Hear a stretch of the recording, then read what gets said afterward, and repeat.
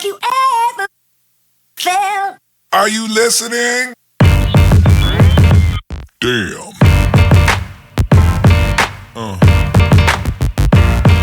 Yeah.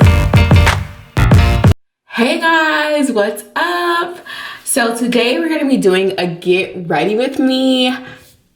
Okay, so I'm getting ready to do a photo shoot with my photographer today, Kathleen. You guys, BTW, I really I'm happy I picked, this is like an appreciation moment, but I'm happy I picked Kathleen as my photographer because I really feel like we could be like really good friends, but I feel like she's just so busy with work, which I understand. A lot of my friends are creators or they have businesses, and I get it. They're not going to be able to be available for you 24/7, but Kathleen is amazing, I just want to say. So if you are in New York City and you're looking for a photographer, I highly suggest you check out Kathleen. Like, she has a really good eye. She just gives really great feedback. She knows that I'm trying to like get more serious about like my YouTube and video editing, and she was giving me feedback there. She's just really amazing. I don't know, I think she does give herself enough credit, but I think just giving her a little extra credit, like, you're amazing, Kathleen. So just want to get it out the way. But we are shooting a campaign for a company that she works with, which I'm so excited that she asked me to be a part of this. Like, just really excited and just happy to be here. So I'm getting ready for that. I'm switching back to my black wig. I had styled it last week, but I really need to wash it. So last night or yesterday I washed it and I blow dried it last night. So right now, you guys, we need to straighten her out. So it is 9:35. Oh my gosh, it's already 9:35.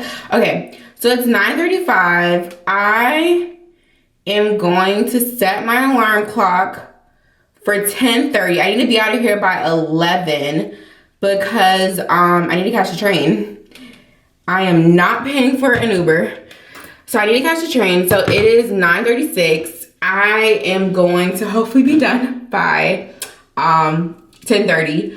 So I have the flat iron going. I need to flat iron this hair, and I also need to do my makeup, and then I need to get ready. So I thought we'd do like a chit chat, get ready with me. I just talk whatever conversation comes to mind. So I am not a hair or a fashion guru, so don't come for me. If you guys have any feedback, if you are great at it, great. Actually give me feedback because I need it, because I am trying to learn, but like, just don't, like, I'm still learning. So yeah, give me 1 second because I actually need the spray for the flat iron. I'm back. So I need to go run out and get some of this flat iron spray. So this is the spray that I use when I'm flat. Oops, you guys are falling. I think that bottle was kind of like holding you guys up a little bit. But this is the spray I use when I'm flat ironing my hair. I went and got another bottle. This is the only size they had. So I went and just got another bottle this morning. I'm going to, so when I spray my hair, I like to spray, when I flat iron my hair, I like to spray this on the hair before I flat iron it. I don't always remember, but it is a goal to try and remember. Some of it got in my mouth. Ooh. So yeah, so I thought we'd do like a little chit chat, just talk about life. 2020 is coming to a wrap, which is crazy. We can all agree the world basically all went through the same thing all at once. This was definitely a crazy year, to say the least. I think for me, this year was exactly what I needed. I kept like saying I need to like slow down and just like catch my breath, because life was just going like a mile a minute and there was just so much happening. I think for me, I learned a lot about myself, what I want in life, and I think the main thing I learned is that life is too short. The fact that like I know people who have lost family members to COVID.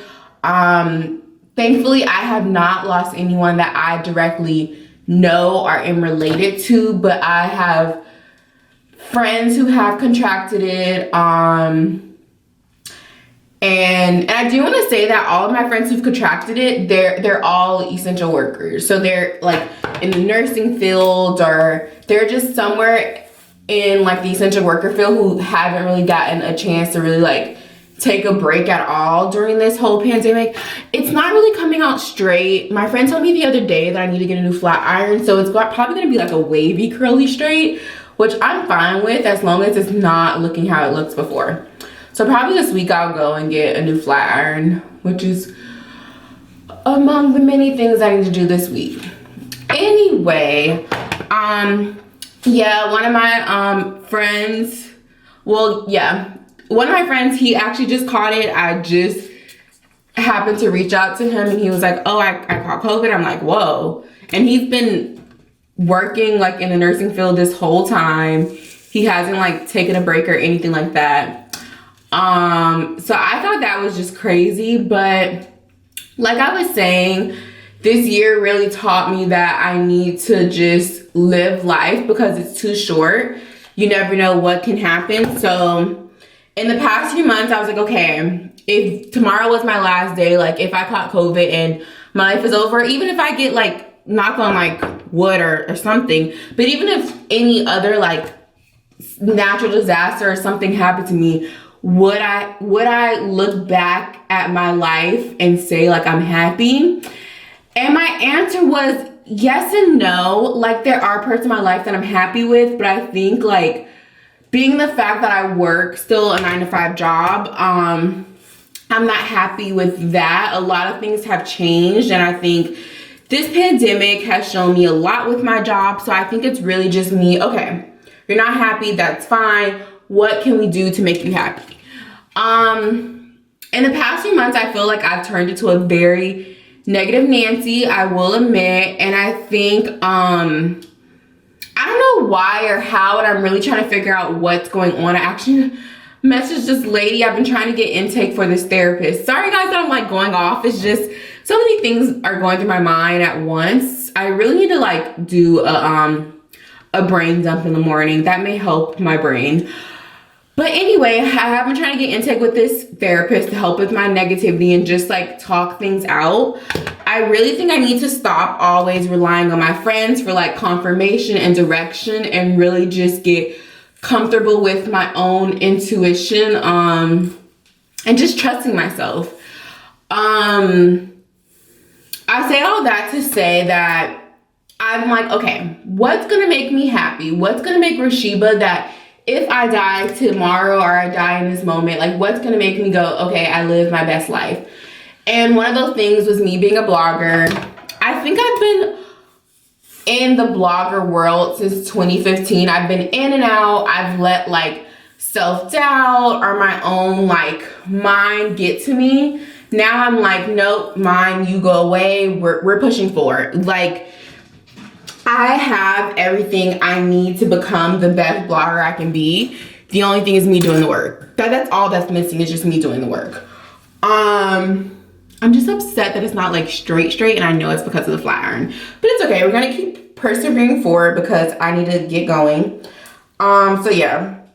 So I've had my blog since like 2015, which to me is like, it's not sad, but also like aside from self-doubt, like life happened. Like I chose to move to New York City and I chose not to tell my family, which meant that I had to find a way to financially support myself and just like figure things out, which has been hard. Like I moved here without a job, which I know so many people say like, oh, you shouldn't move anywhere without a job. But I also did get a lot of feedback like before I moved that if you want to be somewhere, sometimes you have to move to where you want to be and you'll find what you like, you'll find what you need there. And that happens with me, thankfully, with New York City. I moved here and luckily I've had I think the most amazing experience moving here.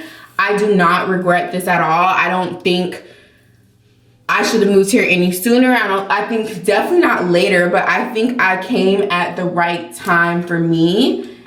Everything just fell into line and it was telling me it was time to move here. So I'm definitely happy that I forgot to spray my hair.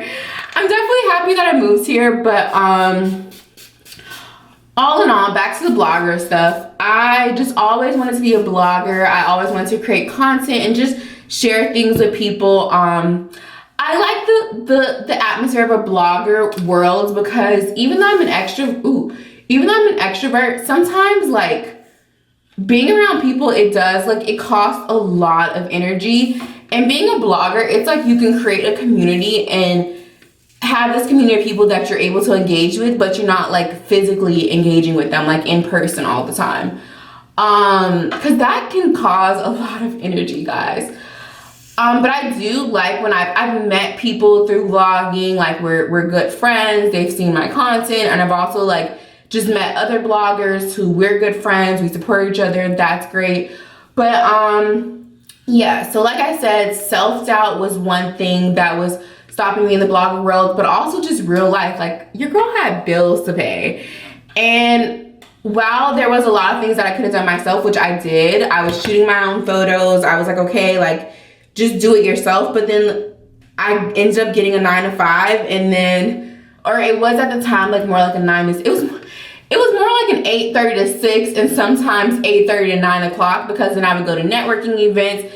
There was just so much that was happening that I just had to say like, okay, what are we doing? So I think along the way I just lost like my direction, and like I got so wrapped up in one thing that it's like, okay, you have to put in the work. So it's that hard like balance of just, okay, how do I network, engage with people, and still like seem like a real human, but I'm also like pumping out content and creating stuff, you know? So I think like with COVID, it's taught me that.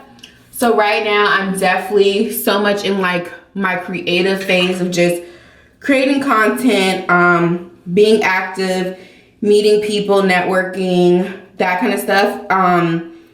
With COVID, I've definitely found virtual ways of networking and meeting people, which has been phenomenal, but I think it's just time for me to do the work, which I've been doing. Like I said, I met Kathleen, my photographer. We worked together about a year ago, and I wanted to keep working with her. But honestly, like being transparent, I couldn't afford to do it. So I kept her in the back of my mind. I'm like, once I get serious, she will be my photographer. I liked working with her. I liked the vibes. I loved her turnaround time. Kathleen, like, I just want to say that if you are watching this video, that's my favorite thing about you. The turnaround time on the photos, you guys, literally, I don't know how she does it, because I know I'm not her only client. I know she has other things going on, but like, you get it sooner than it's expected. Like, I'm literally like, okay, oh my God, it's amazing, guys. I'm sorry. It's just really amazing. And I really wish I could just buy all of the photos from her, but I can't. And the amount of photos she gives, you guys, swear the best photographer ever. Like, literally the best. So yeah. So now I'm in the phase, like I said, I'm doing the work. I'm not letting up. I'm not stopping. I'm gonna keep persevering forward. This past week, I redid my website, which I am so happy about. There are a few things that I want to add or change or update, which I'm gonna work on this week. I was gonna change my hosting this week, but that's been like a headache. So I'm like, you know what? I'm just gonna cancel the plan, get my refund, and then wait until probably the week after next, and then just rebuy it. Because right now it's just not working out, and I'm like, I'm not gonna force anything that isn't happening for me. Maybe there's something else that I should be focusing on that I'm not giving enough attention to. So that's where I'm at with that. And I think for anyone that wants to step into the blogger world, I was at a photo shoot and I met this girl. She was so nice, so nice. And I do want to say, like, I know we shouldn't let follower count make it seem like people are unattainable or unreachable, but I do think that some people make it seem that way. But I think one thing that I try and remember is that people are not their followers, they're not their brands. Like, they are, but they're still people, they're still humans. Like, if Instagram and all these platforms were to go away, these would still just be regular everyday people. And it's the same for celebrities. They're just regular everyday people who just they're just well known by a lot of people in the world. But anyway, I met this girl, really great following. She's a model. She's worked with well-known people. And I feel like she just really filled my cup and said like a lot of things that I think creators who are just starting out feel like, oh, well, the platform, like the business is so saturated, or oh, I can't do this, or oh, you guys, the wig is shifting. Oh, I can't do this, oh, I can't do that, or there's already so many people doing it. She's like, no, this is the best time to do it. Like, keep going, like, don't stop. So I think like little encouraging nuggets like that really help to inspire me to keep pushing through, that this will all work out. This will all work out, and I'm on my right path is really what it's telling me, is that I'm on my right path. Even if I don't get the engagement rates that I want on certain posts, I think just like people's messaging me or like saying certain little thing, it really does help. Even this girl from high school, she's been like resharing my posts. Sierra, like, I see you, and I was so surprised and just so appreciative of it. So I think it's just like, you don't know who you're inspiring, and sometimes if people don't tell you that you're inspiring them, it's like, well, am I inspiring anyone? Is what I'm doing good? Like, am I on the right path? And it's like with a job, with a 9-to-5 job, you get your review, your boss tells you like, oh, you're doing great at this, or oh, you can work on this. And with content creator world, if people don't tell you, it's like, okay, like, do people like this? Like, for me, likes don't mean like, oh my gosh, I got so many likes, that's good. It's like, okay, they liked it, but can you comment? Like, do you like this? Do you like that? Basically, for me, engagement is like my review.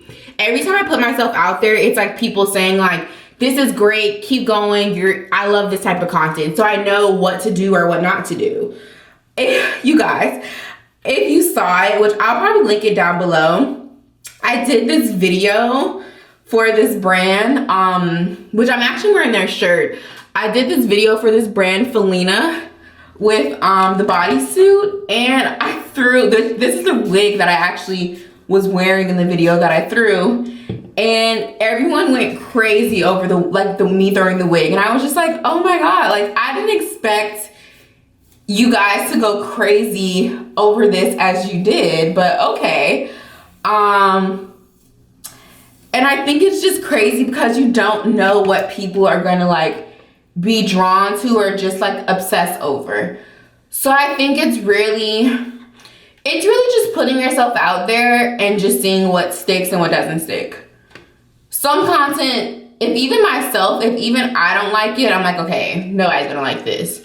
But that can always be wrong, because sometimes I'll put stuff out there that I'm like, oh, nobody's gonna really like this. I'm just gonna post it just because, you know, just to have something to post, and people go crazy over it. So yeah, back on my thing. That's how I go off topic. Anyway, what I'm trying to say with all of this is, if you want to be a content creator, or if there's anything you want to do and you're like, oh my gosh, I can't do that, I'm already like in this field or doing this or doing that, do it. Do it. Because the one thing my dad always instills in me and reminds me is like, do what's gonna make you happy. Like, you can't live for me. He always tells me like, I can't live for him. I can't live for my mom. I can't live for anyone else but myself, because at the end of the day, my parents can be gone tomorrow and I still have to do what makes me happy. Because yeah, I do have my mom really telling me like, oh, I would love if you did this, or I would love if you did that. Alright, so the camera got too hot. I think I may open up a window so it can cool down, because I think since it's in here with the flat iron, it's like no air circulation here. I may open up a window so it doesn't like heat up again, but we're gonna see. I'm gonna see how long it'll record. But I think it's really like, you can't live for your parents or other people's satisfaction. You really just have to decide what's gonna make you happy and do that. And I feel like with COVID, and it's happened before in my life before, God has really isolated me. And I'm just like, okay, God, I'm by myself. Like, this is really lonely. Like, come on, I need someone. And when I try and reach out and get like someone to be there, I don't take this as offense, but it's like, everyone's like, it's not like oh, I don't want you around, like, you're like, you have cooties type of thing. It's just like no, I'm focusing on this, but I'll connect with you later. And it's like, God's like, okay, all these people are busy doing their thing. I'm isolating you because I want you to be working on this. I think, when did this happen? There was some things that happened in my life. I don't want to talk about this much, but I went through like a domestic violence situation, and I ended up living by myself afterwards, and I was really just like isolated. I had at the time a 2-bedroom apartment. You guys, that was like my second favorite apartment I think I've ever had. Yeah, my second favorite. It was a nice size apartment. Great. The price was perfect. It was in a good location in town. I remember I wanted to live there for like the longest. I was like, after I live here, I'm gonna live there. And I did it. I lived there. I really did like it, but yeah. I went through a domestic violence situation, and I ended up moving from that apartment once my lease was up. And after that, that's when I lived by myself, I think for 2 years, and then I moved to New York after that. And I think that was God's way. There's just a lot of things that happened during that domestic violence situation that caused me to really like have to trust myself and rely only on myself. Yeah, there was just a lot of things that happened. That was that weekend that I went through the domestic violence situation. I remember, like, I'm telling you guys, God was moving in my life. My teacher, which I love, Kay is one of my favorite professors that I've ever had. She had asked me to cat sit for her at her house for like 2 weeks. Went to her house, you guys, it was the best 2 weeks of my life. Literally, I rejuvenated, got my, what's it called? I just got like my power back, basically. And I think like, I don't know if this was the same weekend or maybe it was like a few weeks later, but then I went and stayed with another teacher friend. And that was the weekend that I bought my domain for my website. That was the weekend like I got my domain. I was like, I'm starting my blog. Like, that's it. And so that began that journey. And then life just kept happening where it was the struggle between, okay, you're by your, like, that was when I became financially only supporting myself. Like, my parents didn't pay for anything. The only thing my parents still pay for to this day is my phone bill. That's the only thing, just because we're on a phone plan. So it's like, okay. But that was the weekend that I started paying for all my rent, car. Like, I already was paying for like car insurance and other little things myself, but that was the weekend I became like financially to myself. And just having to really like check myself with a lot of things, like, okay, you can't be spending your money like this. Your parents aren't gonna be supporting you. Yeah, you can ask them, but like, is that really the adult thing to do, to always be running back to mommy and daddy to ask for help? So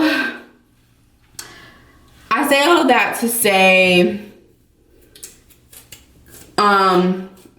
God really just was telling me it's time to level up, is basically,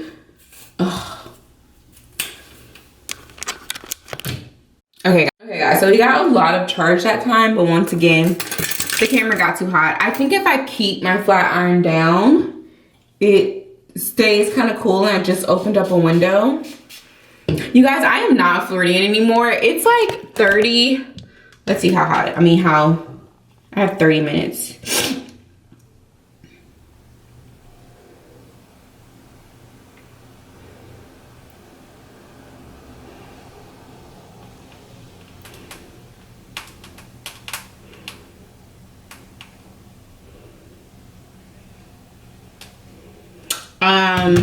I thought for a second my photographer was messaging me telling me we're not doing the shoot anymore. I was about to say again, but she was just telling me something about the photo shoot, but that's fine.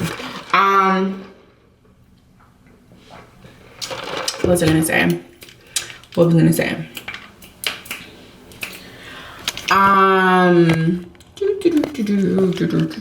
forgot what I was gonna say.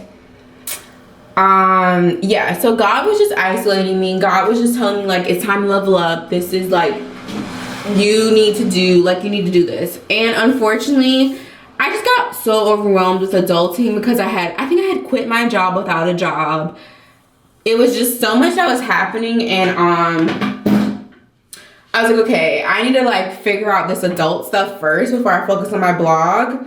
And I should have kept going with my blog, but I just didn't. So I stopped. Then I ended up moving to my apartment, and then a year later I was in New York City. After I moved to that next apartment by myself. I think I stayed there. No, I think I stayed there. Did I stay there? No, I stayed there a year because I stayed in the apartment where the domestic violence situation happened. Then my lease was up and I was like, okay, I need something cheaper. And then that's when I moved to my next apartment, which I feel like I stayed in my next apartment for 2 years, or was it a year? I just know I wasn't there long. I can't remember because I know I was at my job for a year. I think it was a year because I remember it was a year. I'm not going to go into details, but it was a year. Anyway, I should have like already been consistent with my blog, but I do think that things happen for a reason. Everything happens for a reason. Everything happens the way it's supposed to. I just think I know what I know now, so I need to move the way that I'm moving now with everything that I know. So, right now where I am in my life, God did the same thing. COVID happened. I was having a little bit of issues with my roommates. And then our lease was up and they ended up deciding not to renew. They moved out, and it's been a good... Sorry guys, I'm trying to count. I think it's been 3 months that I haven't had roommates, which I'm not gonna lie, some stuff happened upon their move out. And so I was just like, okay, I just need to like mentally get myself together before I can start looking for roommates, because my thing that I'm learning is, I think this is an issue that I think a lot of adults go through, especially Black adults. I'm gonna put it out there, especially Black adults, and it's okay if you want to disagree with me, that's totally fine. But I think that sometimes we move from a place of like, what's the word? A place of not fear. It's not fear, but I think it's a lack of knowing. I think a lack of knowing is a better word.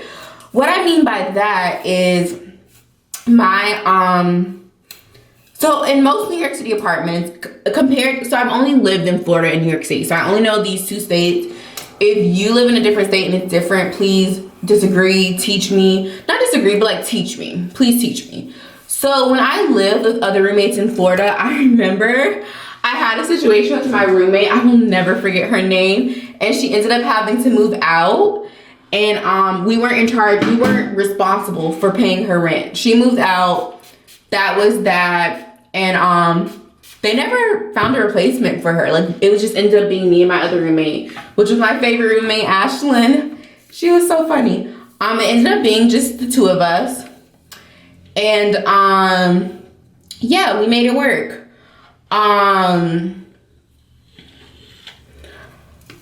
In apartments in Florida, if someone else moves out, you're not responsible for their rent. You're like on a separate... Getting really hot in here. So sorry. If it cuts out any further, I'll just try and make it look as best as possible. Anyway, in Florida, you are not responsible for other people's rent if they move out. In New York City, apartments hate having half-filled apartments. They want everything filled. They want, basically, yeah, like I said, they want all the rooms filled. So I'm like, no, I need to focus on my mental health. Like, I'm not gonna stress myself out trying to get my apartment filled. I remember one girl I know, she was like, oh my gosh, I need to find an apartment. And her and her roommates were going back and forth, like, oh my gosh, should we move back home? What should we do? And I was like, just chill. You'll find someone. Like, don't even worry about it. And she found a roommate before me, but also I wasn't putting the effort to find a roommate. I actually am putting the effort now to find a roommate. So, yeah. So she found a roommate before me. But I say all that to say, like, New York City apartments, they try and put that pressure on you. Like, my apartment, which this will be a video which I will do full details on. She threatened me like, oh, we're gonna report you to collections. I'm like, you can't report me, but okay. I'm not gonna go back and forth with you, because that just gives you more ammo to try and create a case to report me and, you know, send me to court. She ended up not doing anything. Literally, I'm telling you guys, my landlord is a little psycho. Like, I've even told her, I'm like, are you like mentally okay? But yeah, I think from a lack of knowing, you kind of make like quick decisions because you're like, oh, if I don't do this, then I'll have to do this, or I'll get in trouble and I'll have this on my record. But you end up making a decision that is way worse. And I think this time around, like with my landlords, I was just like, you know what? I don't even care. Say this or say you're gonna do this. It's not true. Like, it's not true. So I'm finally in a place where I'm mentally able to find roommates. I think, knock on wood, I found my roommate. I just have to wait for the process to go through and to start the process and for it to go through and see what happens. But yeah, I think if you just put out there what you want, sometimes there are things that are going to tempt you to think, oh, this is me being able to get it quicker. And I think being patient and knowing that there's always something better out there is the best option. Like, it's always the best option. So yeah. So that's that. That's really, I think, I say all that to say basically that I think figuring out what it is that you want to do that will make you happy. And then 2, if you believe in God, letting God guide you to that space or to the victories. And sometimes what we dream of as, oh, this is what I want, God has something like better in store. So yeah. So I think, like, I say all that to say, like, 2020 was a year. Whew. Like everyone's saying on Twitter, I cannot wait to tell my future grandkids about this year, or even my kids. I can't wait to tell them about this year. I don't think that they will even believe it, but I think all in all, it's about me doing what's going to make me happy. And yeah, I definitely think I'm headed in that direction. I feel happier. I feel more clear on my purpose. Like, things just, they're all falling into place. And opportunities and things that I wouldn't have even imagined have just come my way. And I'm like, wait, really?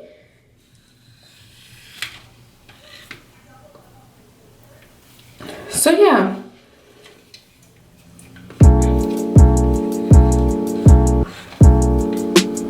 But for 2021, I definitely think this year is going to be a really good year. I don't think we're going to be out of COVID this year.